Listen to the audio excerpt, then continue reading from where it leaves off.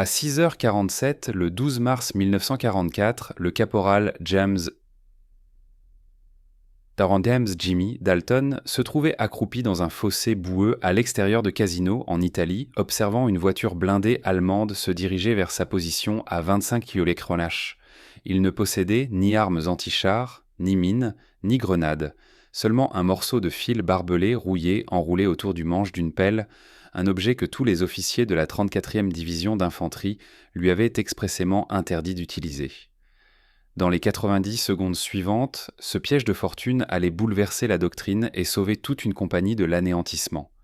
Le manuel de terrain officiel de l'armée américaine désignait 16 méthodes approuvées pour neutraliser les blindés légers. Celle de Dalton n'en faisait pas partie. Le commandement du bataillon l'avait menacé de cour martiale à 2 reprises pour modification non autorisée du matériel en zone de guerre, mettant en danger le personnel.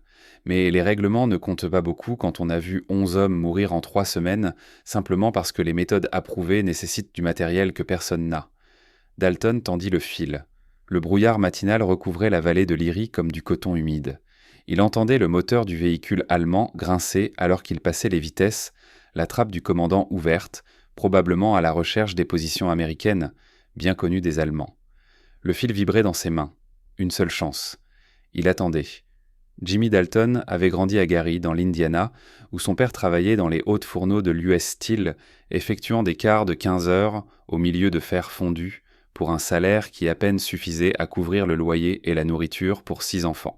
Jimmy était l'enfant du milieu, celui qui passait ses après-midi dans les gares de triage au lieu de l'école, apprenant quels wagons transportaient quoi, quels attelages se cassaient le plus souvent et comment réparer temporairement avec les morceaux de métal trouvés ici et là. À 17 ans, il était apprenti aiguilleur. Ce travail lui apprit à penser en système, à comprendre comment une défaillance en entraînait une autre. Un attelage mal fixé pouvait faire dérailler 6 wagons. Un câble usé pouvait se casser et tuer un brancardier. Il fallait apprendre à repérer les problèmes avant qu'ils ne se transforment en catastrophe. Et on apprenait à les résoudre avec du fil, de la corde et de la créativité, car l'entreprise n'allait sûrement pas acheter du matériel neuf. Il s'engagea en janvier 1943, 3 mois après son 19e anniversaire. Le recruteur lui avait promis une formation, un salaire régulier et la possibilité de voir le monde. Dalton reçut 8 semaines de formation de base, un fusil qu'il n'avait jamais utilisé et un bateau pour l'Afrique du Nord. Lorsqu'il arriva en Italie en septembre 1943, il avait déjà vu assez du monde pour savoir que le recruteur lui avait menti sur tout le reste. La 34e division d'infanterie progressait lentement à travers la péninsule italienne comme une meule de pierre. Chaque village était disputé. Chaque crête abritait des mitrailleuses allemandes. Chaque traversée de rivière coûtait des vies. Mais ce qui tuait plus d'Américains que le feu ennemi, c'était la reconnaissance allemande. Des véhicules blindés légers et des demi-chenillés qui exploraient les positions américaines à l'aube et au crépuscule, appelant des tirs d'artillerie sur toutes les concentrations de troupes qu'ils repéraient. Le S-Daka FZ-222 était le préféré de la Wehrmacht. 4 roues, sans toit, armé d'un canon automatique de 20 mm et d'une mitrailleuse MG-34. Assez rapide pour s'échapper, suffisamment blindé pour encaisser les balles de fusil, léger pour circuler sur des routes de montagne où les tigres et les panthères ne pouvaient pas passer. Il surgissait de nulle part, arrosait une position de tir de canon, puis disparaissait avant que quiconque ait pu réagir. La doctrine américaine préconisait d'engager les véhicules de reconnaissance avec des fusils anti-chars, des bazookas ou des mines. Le problème était simple, personne n'en avait. La 34e division disposait de 9 bazookas pour l'ensemble de la division. Les fusils anti-chars avaient été abandonnés. Les mines étaient réservées aux positions défensives, pas aux patrouilles quotidiennes.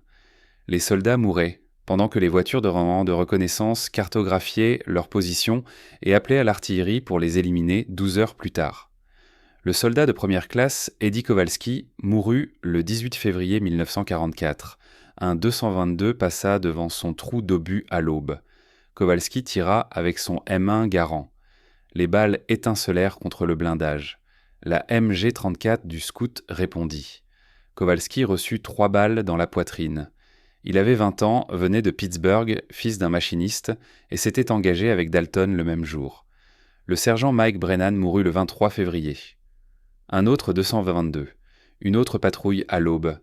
Brennan essaya de le frapper avec une grenade à 30 mètres. Il rata. Le canon automatique le toucha.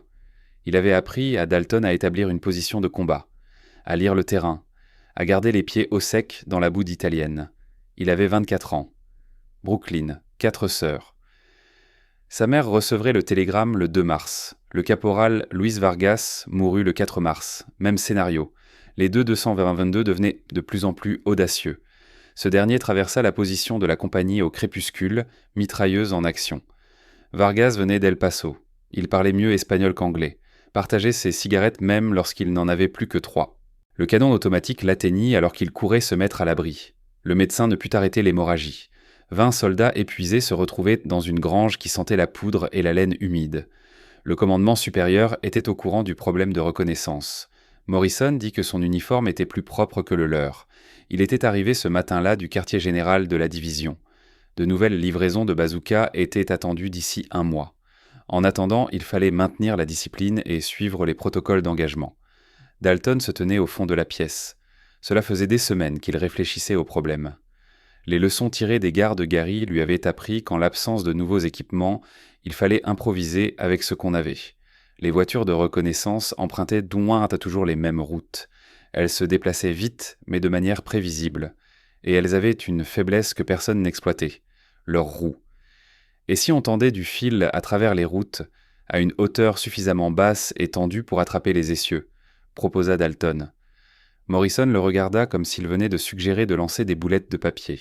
« Caporal, le manuel de terrain est très clair sur les obstacles anti-véhicules autorisés. Les enchevêtrements de fils sont des mesures défensives nécessitant un positionnement spécifique et un soutien. Ce ne sont pas des pièges. » Mais Dalton persista. « Mais monsieur, si nous… » La réponse est non. On ne place pas de fils déclencheurs aléatoires qui pourraient pas blesser nos propres hommes. C'est tout. Dismissed. Dalton ne répondit rien, mais il n'oublia pas. Les voitures de reconnaissance continuèrent d'arriver. D'autres hommes mouraient. Les méthodes autorisées nécessitaient du matériel que personne n'avait. La méthode non autorisée, elle, nécessitait du fil barbelé, des pelles et la volonté de risquer une cour martiale. La nuit du 10 mars 1944, Dalton prit sa décision. Un autre 222 avait tué 2 hommes cet après-midi-là, les soldats Chen et Harrison. Chen était opérateur radio de San Francisco. Harrison venait de l'Oklahoma, il parlait souvent de sa ferme. Les deux étaient morts parce qu'une voiture de reconnaissance était passée à 16 heures et personne n'avait pu l'arrêter. Dalton attendit jusqu'à minuit. La compagnie était retranchée dans la vallée du fleuve Rapido, à 3 km au sud de Casino. Les positions allemandes étaient visibles sur la crête au nord. Les véhicules de reconnaissance utilisaient une route de terre qui longeait les lignes alliées à environ 400 mètres.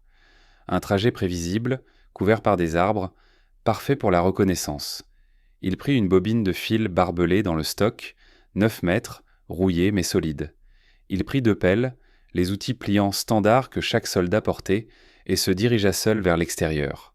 Pas d'autorisation, pas de renfort, pas de témoin. La nuit de mars était froide. La boue s'accrochait à ses bottes. Il entendait les tirs d'artillerie au nord, constants et lointains comme un tonnerre qui ne cessait jamais. La route était vide, mais cela ne signifiait pas qu'elle était sûre. Les patrouilles allemandes l'empruntaient aussi. S'il le repérait, il serait mort ou capturé. Il trouva un endroit où la route se rétrécissait entre 2 chaînes. Bonne visibilité depuis les lignes américaines, visibilité limitée depuis le côté allemand, à moins de s'en approcher. Il enfonça la première pelle dans le sol du côté gauche de la route, l'orientant vers les positions américaines. La lame s'enfonça de 15 cm dans la boue, pas assez profond. Il utilisa une pierre pour la planter plus profondément. 30 cm, stable. La deuxième pelle s'enfonça sur le côté droit, à 5,5 mètres. Il mesura la distance à l'aide de ses pas. Ensuite, il déroula le fil. Il l'enroula autour du manche de la première pelle, 3 boucles serrées. Ses mains étaient couvertes de boue et de rouille. Le fil mordait dans ses paumes. Il sentait le sang se mêler au froid. Il tendit le fil à travers la route à exactement 35 cm du sol. Pas à hauteur de cheville, pas à hauteur de taille, à hauteur des essieux d'une voiture blindée légère. Il avait mesuré un 222 détruit. Il y a 2 semaines, lors d'une patrouille, l'essieu avant se trouvait entre 33 et 38 cm, selon la charge. Le fil devait l'attraper en mouvement sans se casser. Il enroula l'autre bout autour de la deuxième pelle. 3 boucles encore. Puis il testa la tension en tirant dessus. Le fil vibrait. Les pelles tenaient. Trop lâche, cela casserait. Trop tendu, cela se briserait. Il ajusta, serra, testa à nouveau. Le fil vibra quand il le pinça. Toute l'installation prit 23 minutes. Il s'assit dans le fossé ensuite, soufflant, observant la route. Si une patrouille arrivait maintenant, il devrait courir. Si un officier découvrait, il risquait une cour martiale. Si ça marchait, peut-être que moins d'hommes mourraient. C'était la logique. Un calcul simple d'égard. Risque contre récompense. Il cacha le fil sous une fine couche de boue. Pas assez pour l'affaiblir, juste assez pour le rendre invisible dans la faible lumière. Les pelles étaient déjà rouillées et sales. Elles ressemblaient à du matériel abandonné. Il faudrait être juste au-dessus pour les repérer, et à ce moment-là, il serait trop tard. Dalton se faufila de retour vers les lignes américaines à 1h15. Il ne dit rien à personne. Il ne pouvait pas. Morrison avait été clair. C'était non autorisé. Cela violait la doctrine. C'était exactement le genre d'initiative qui vous faisait punir dans l'armée, même si cela sauvait des vies. Il se coucha dans son trou d'obus et attendit l'aube. Le fil était là, tendu et invisible, attendant. La voiture de reconnaissance apparut à 6h43 le 12 mars 1944. Dalton était de garde, mangeant des rations froides dans une boîte. Le brouillard matinal était épais comme du coton. Puis il l'entendit, le vrombissement distinctif du moteur à 6 cylindres d'un Allemand. Un STE KKF 22 venant du nord à une vitesse modérée. Il ne bougea pas, ne cria pas. Personne d'autre ne l'avait entendu. La voiture émergea du brouillard à 550 mètres, peinture grise, trappe du commandant ouverte. Elle avançait à une vitesse que Dalton estimait à 25 km/h, une patrouille de routine. Il ne s'attendait l'homme pas à un contact. À 450 mètres, Dalton aperçut enfin le commandant, scrutant avec des jumelles. Le mitrailleur faisait pivoter le canon de 20 mm, probablement plus par ennui que par précaution. À 300 mètres, la voiture restait sur la route. Parfait. À 200 mètres, les mains de Dalton commençaient à trembler. Ça allait marcher, ou pas. Si ça échouait, le véhicule de reconnaissance les trouverait et appellerait l'artillerie.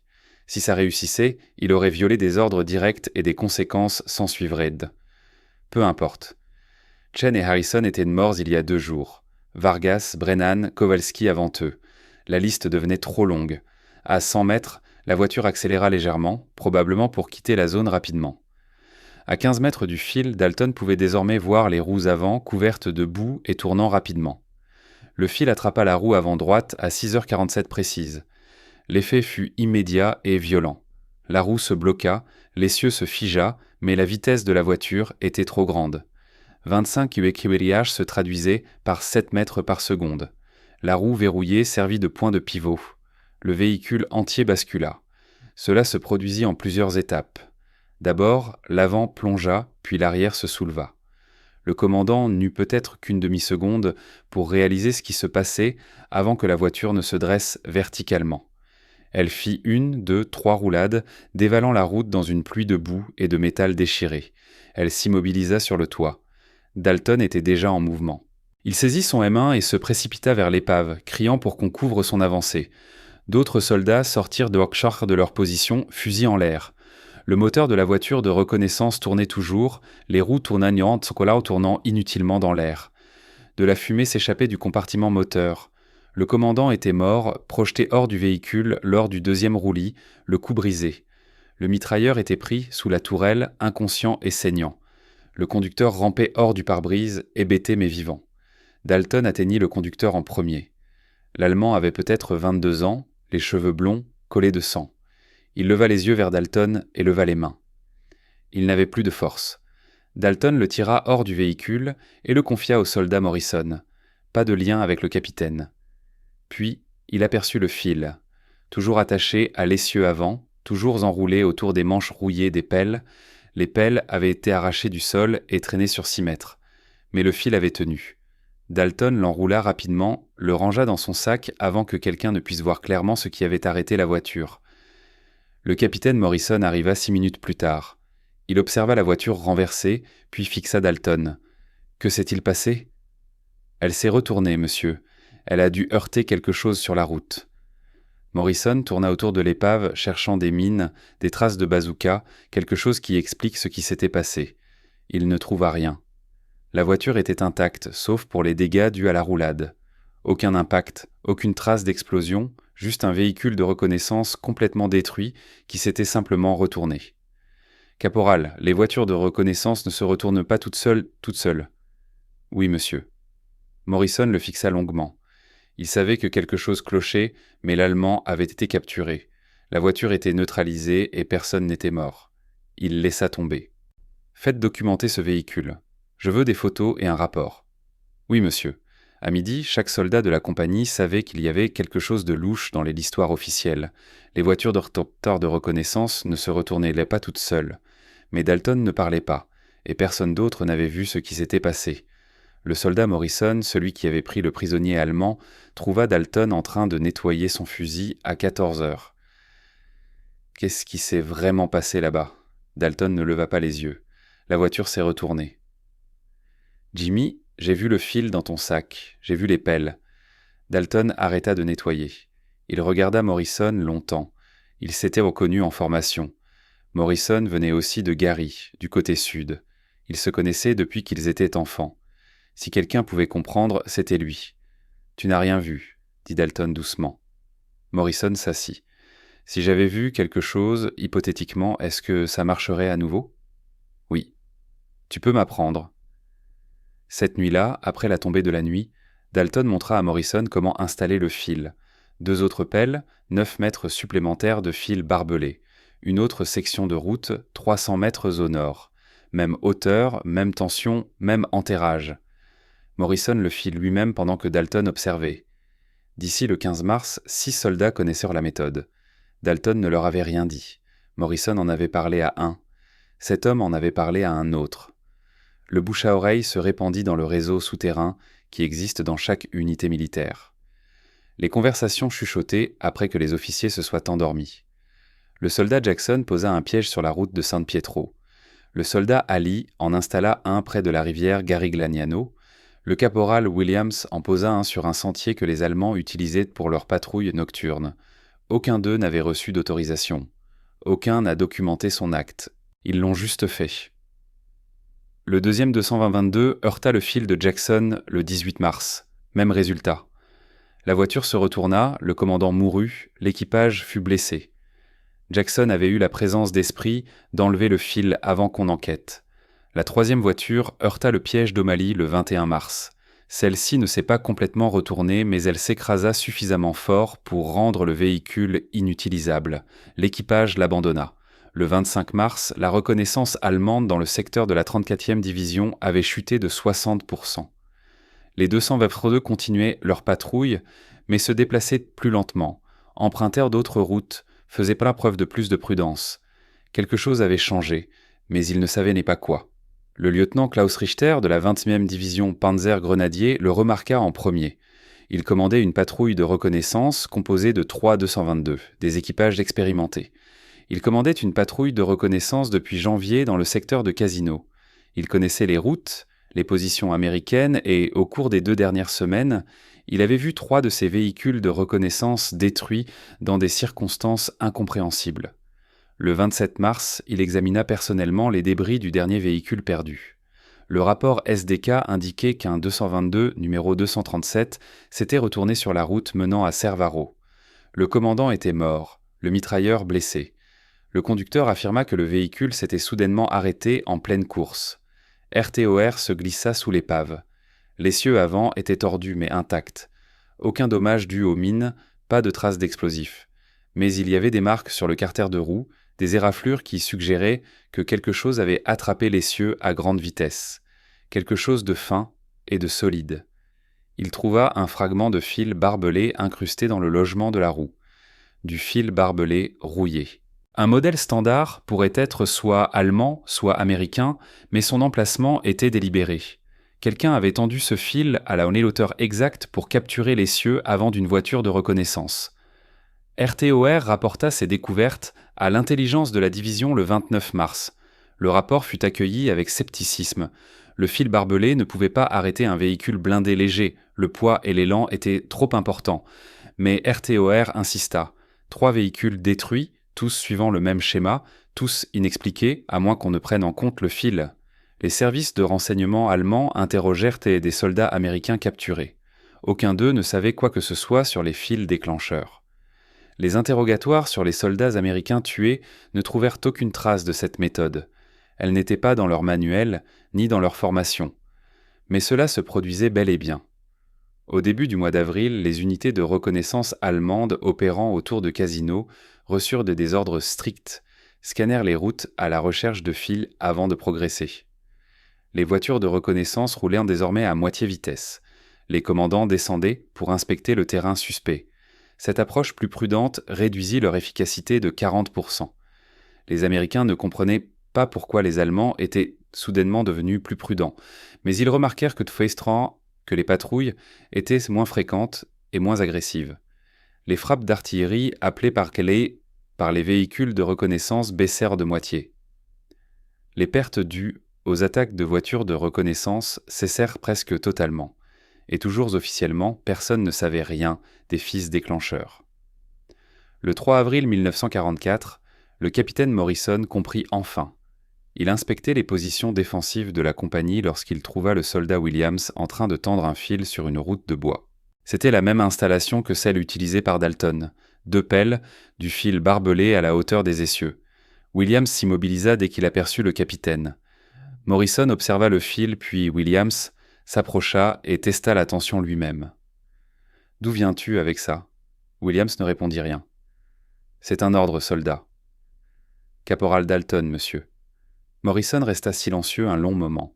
Puis il sortit son carnet et esquissa le montage, les mesures, les angles, le type de fil.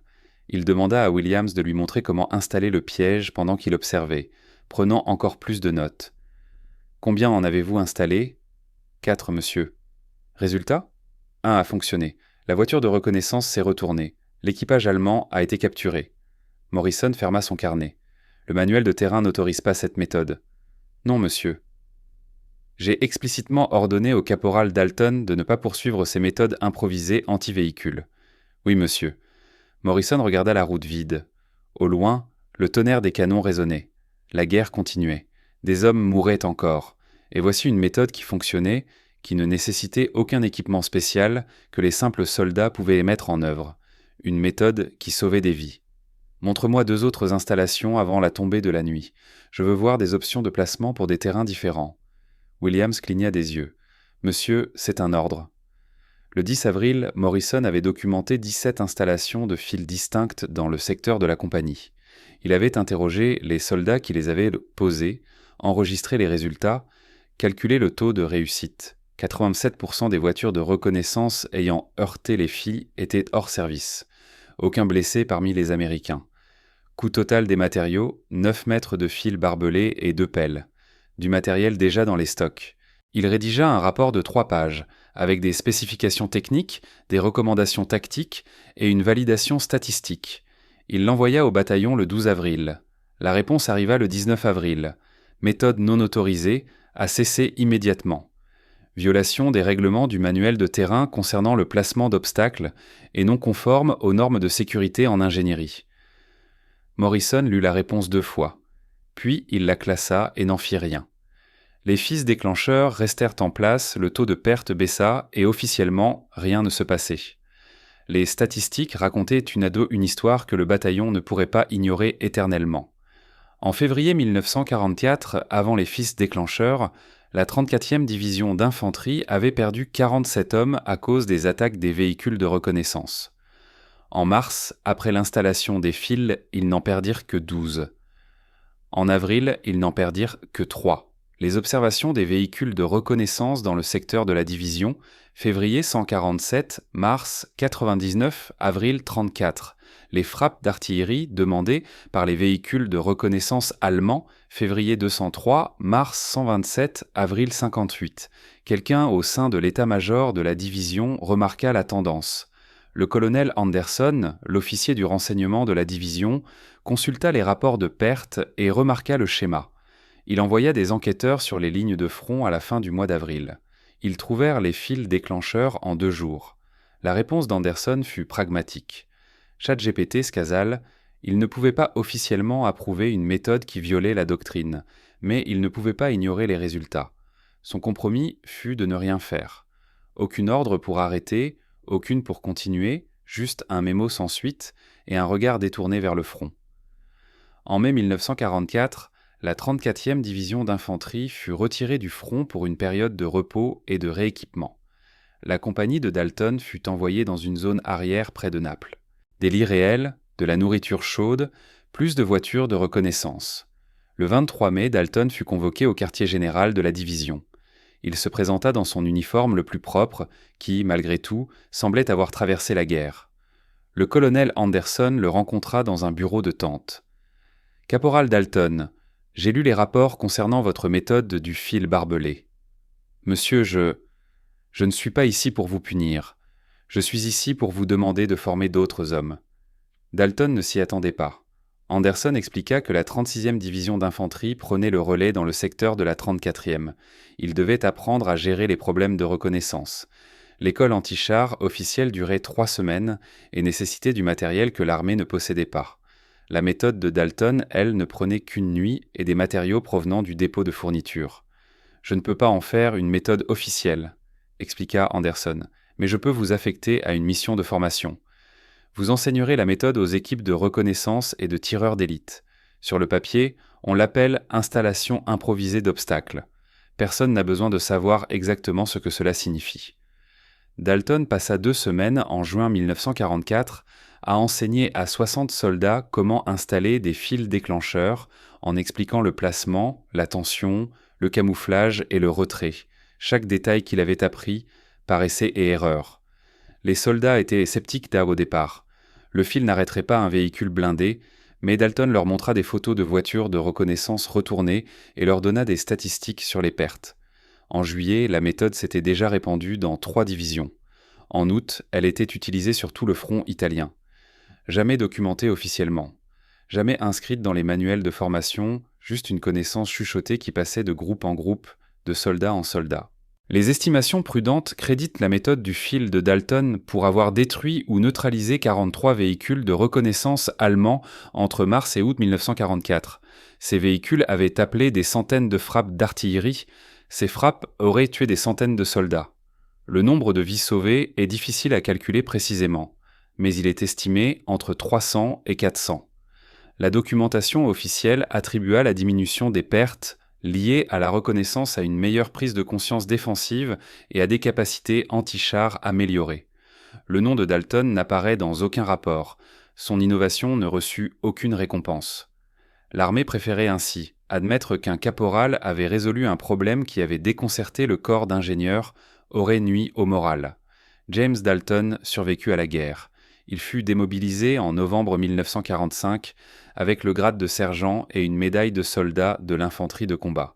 Aucun prix pour les fils déclencheurs, aucune reconnaissance autre que celle de ses camarades, ce qui lui suffisait amplement. Il retourna à Gary, dans l'Indiana. U.S. Steel l'embaucha en janvier 1946 en tant qu'aiguilleur dans les mêmes gares qu'avant la guerre, les mêmes attelages et câbles. Il épousa une femme nommée Dorothy, originaire de East Chicago. Ils eurent 3 enfants. Il ne parlait presque jamais de l'Italie. Quand on lui demandait, il répondait simplement qu'il avait fait son travail et était rentré chez lui. Une fois par an, le 12 mars, il recevait des appels téléphoniques de Morrison, Williams et Jackson. Ils discutaient quelques minutes. « T'es tout de point, toi, tu te souviens de Chen, Brennan, Vargas ? Tu te souviens du brouillard, des voitures de reconnaissance et du fil ?» En 1963, un historien militaire enquêtant sur les pertes de reconnaissance allemandes en Italie trouva des références à une augmentation inexpliquée des retournements de véhicules au début de 1944. Le schéma était spécifique au secteur de Casino. L'historien interrogea des vétérans et retrouva Dalton grâce à Morrison. Dalton accepta une interview, il expliqua la méthode, donna des dates et des détails, puis demanda que son nom ne soit pas utilisé dans la publication. L'historien respecta sa demande. L'article fut publié en 1965 dans le Journal of Military History, attribuant l'innovation à des sous-officiers non identifiés de la 34e division d'infanterie. James Dalton mourut en 1987 à l'âge de 63 ans d'une crise cardiaque dans son salon. Son nécrologe dans le Gary Post Tribune mentionnait qu'il avait servi pendant la Seconde Guerre mondiale et travaillé pendant 41 ans chez US Steel. Rien n'y mentionnait les fils déclencheurs, les voitures de reconnaissance ou les vies sauvées. Dorothy savait qu'il avait fait quelque chose d'important en Italie, mais n'avait jamais su exactement quoi. La méthode elle-même survécut plus longtemps que l'homme. L'analyse d'après-guerre par les ingénieurs de l'armée valida le concept. Les obstacles de fil à la hauteur des essieux furent intégrés dans la doctrine officielle en 1949 comme méthode approuvée pour neutraliser les véhicules de reconnaissance légers. Le manuel de formation crédita les observations de terrain effectuées lors de la campagne italienne. Les forces militaires modernes enseignent encore des variantes de cette technique. Les contre-mesures contre les IED incluent des pièges à véhicules à base de fil. Le principe n'a pas changé. Parfois, la solution la plus simple est la meilleure, et parfois ce sont les soldats dans la boue qui en savent plus que les officiers dans les quartiers généraux. C'est ainsi que l'innovation se produit réellement en guerre, pas par des comités examinant des propositions et des ingénieurs effectuant des calculs, mais par des caporaux qui ne peuvent plus voir leurs amis mourir, par des aiguilleurs qui apprennent à résoudre des problèmes avec des fils et des pelles, car personne ne leur fournira mieux, par des hommes qui risquent des sanctions pour sauver des vies et ne demandent jamais de reconnaissance. Le fil continue d'être enseigné, la méthode est toujours utilisée, mais l'homme qui l'a inventé est retourné aux gares sans jamais en parler à personne. Parfois, c'est exactement ce qu'il fallait faire.